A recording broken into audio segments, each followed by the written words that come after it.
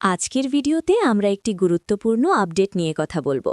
সম্প্রতি ওয়েস্ট বেঙ্গল মাদ্রাসা service commission একটি নতুন নিয়োগ বিজ্ঞপ্তি প্রকাশ করেছে। ২০২৪ সালের ১০ মার্চ প্রকাশিত এই নোটিশ অনুযায়ী পশ্চিমবঙ্গের নন গভর্নমেন্ট এইডেড মাদ্রাসাগুলিতে কয়েকটি গুরুত্বপূর্ণ পদে নিয়োগ করা হবে।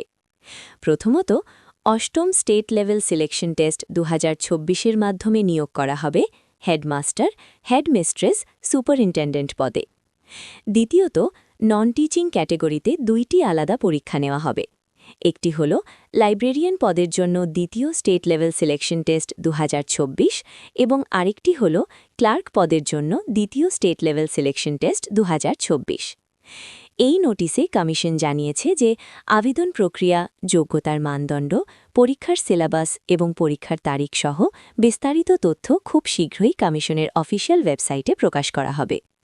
তাই যারা মাদ্রাসা শিক্ষা ব্যবস্থায় শিক্ষক বা নন টিচিং স্টাফ হিসেবে কাজ করতে চান, তাদের জন্য এটি একটি বড় সুযোগ হতে চলেছে। প্রার্থীদের নিয়মিত কমিশনের অফিসিয়াল ওয়েবসাইট চেক করার পরামর্শ দেওয়া হয়েছে, যাতে আবেদন শুরু হলেই আপনারা দ্রুত আবেদন করতে পারেন।